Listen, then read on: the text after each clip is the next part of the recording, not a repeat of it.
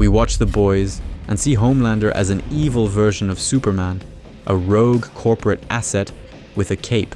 But he is not a simple corruption of a comic book trope. He is the exact psychological profile of the Übermensch, the overman or Superman predicted by philosopher Friedrich Nietzsche over a century ago.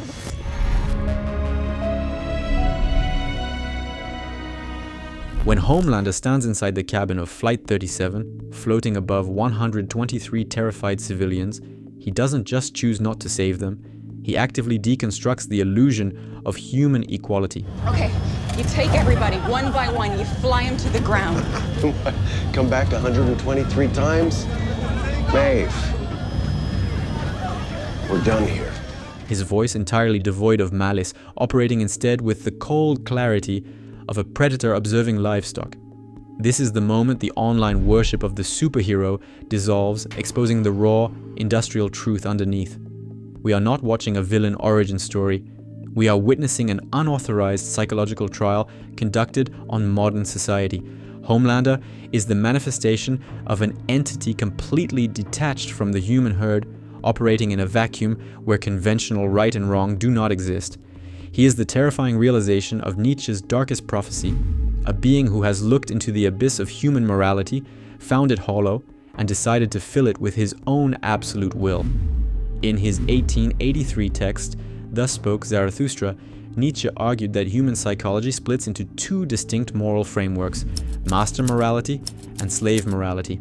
Slave morality is the protective, defensive ethics designed by the weak to restrain the strong, valuing humility, pity, and communal survival. Master morality, by contrast, belongs to the ruler who creates his own values through raw power, completely disconnected from the collective herd. Homelander is the ultimate physical realization of Nietzsche's master. He does not seek approval from a higher authority, he is the authority. When Homelander allows Flight 37 to plummet into the Atlantic, his decision-making process is entirely cut off from herd morality. To the passengers on that plane, the event is an absolute moral atrocity. To Homelander, it is merely an exercise in resource optimization and brand management.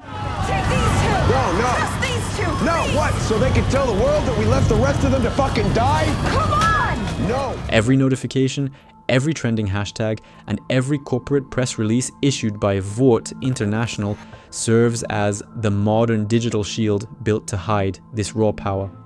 The user interface of celebrity culture attempts to domesticate the apex predator, repackaging a god complex into a highly marketable commodity. But underneath the glossy corporate PR is the basic raw statement of the master. I can do whatever I want. Homelander wasn't raised in a home. He was grown in a sterile laboratory, observed by scientists with clipboards instead of parents.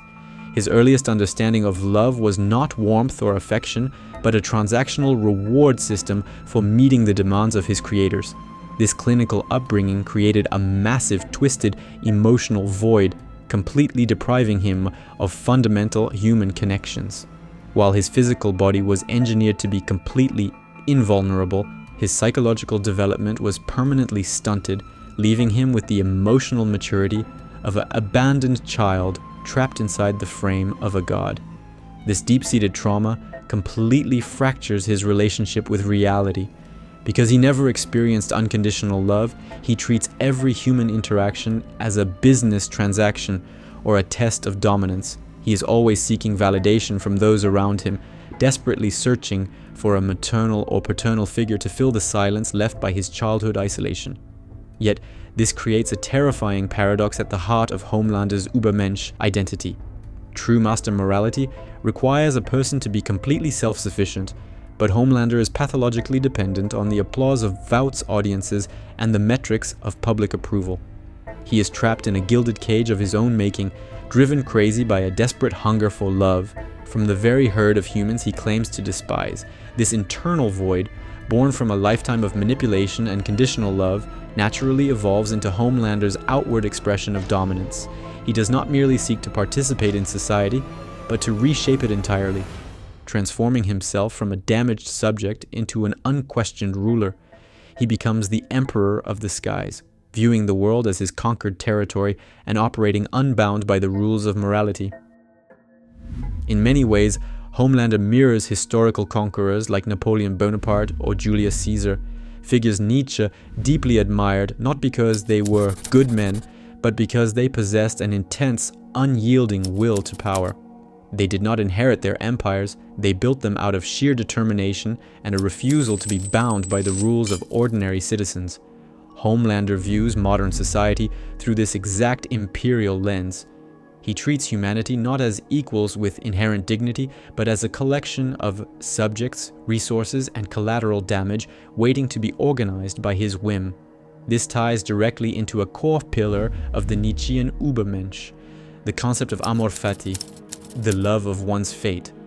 Nietzsche argued that a truly great individual does not complain about their circumstances. Instead, they face up to their true desires, put on a heroic fight to honor them, and aggressively embrace whatever life throws at them. For Homelander, this means shedding the last remnants of his corporate-mandated morality.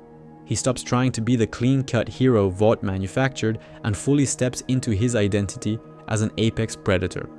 He operates in a vacuum of his own absolute will, looking down on the world from the clouds, just like the historic emperors before him.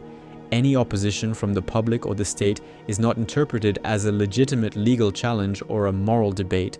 It is viewed as a personal insult to his supreme authority, a minor rebellion from the herd that must be completely and ruthlessly crushed.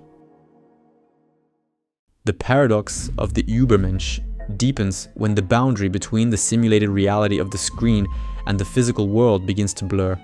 In 2022, actor Anthony Starr, the man bringing this god complex to life, was arrested in Spain and given a suspended prison sentence for a drunken bar assault. This is where the cultural script fractures.